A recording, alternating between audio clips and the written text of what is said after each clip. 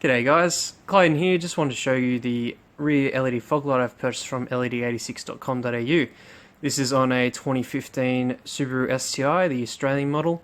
Obviously the Australian models come standard with the rear fog light, and this LED fog light actually uses the existing harness, so it's quite easy to set up, plug in, so forth. However, this one does also come with the F1 style brake light feature, which is just running an extra yellow wire up to the brake lights. So I'm just going to run through how I plugged it all in and the reasons why I did it this way. I wanted to retain the existing LED fog light switch, which is located on the indicator stalk, but I also wanted to be able to switch it over to the brake light, so if I'm at, say, a track day, I can have the F1 style brake light going. So here we go. Rightio, I have my boot pulled apart at the moment. As you can already see, there's a heap of wires here. This down here is probably what you noticed first. This has got two switches on it.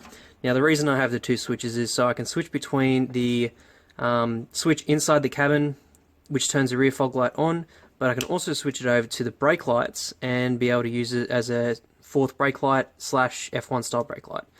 This black switch here is actually able to switch the F1 style brake light on and off, so you can have it just as a standard without the flashing, or have it on or off. Now that runs over here to all these wires here.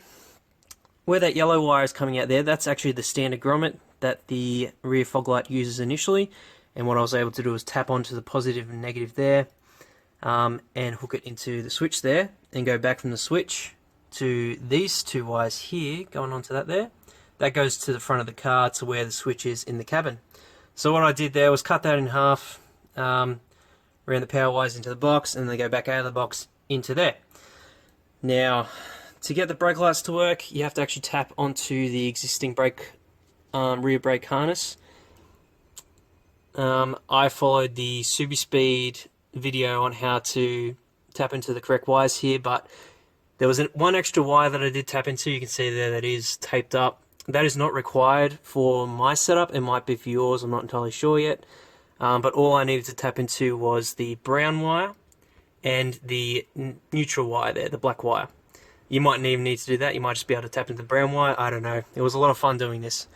So I've got the two wires running down there into that taped up harness that goes into the box. So basically, when you look at your car, you're going to find this here. This is the standard positive and negative coming from the front of the car to where your switch is on your indicator switch.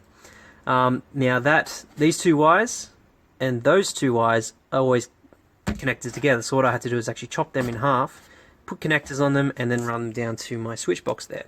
So what I've done is taken the power from here, cut it in half, down to the box, and then out of the box, back up to here, down to the fog light. Reason I did that is because I'm actually having two power sources going into this box here, so I need one source to there.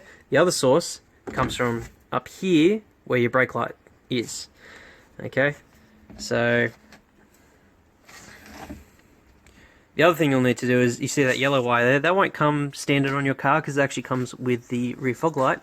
That is to turn the F1 style brake light on and off. So I ran that from down there along up. I actually pulled the rear bumper bar off, made it a bit easier, and then it comes down into comes down into the switch box here and hooks up to one side of this 2-pole switch here.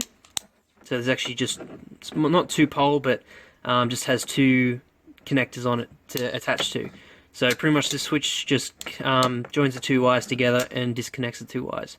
So from the fog light to here to there, and then it goes up to your brown wire up here. Where are we at? Here we are. That brown wire just there, and that allows you to turn the F1 style feature on and off. All in all, it's a pretty easy setup. It just took a bit of trial and error to figure out what I did need, what I didn't need. I do need to stress though, if you are playing with any sort of electrical work, please disconnect your battery. You definitely don't want to go electrocute yourself, because that's really bad. Okay? Alright, so I'll show you how it all turns out in the end.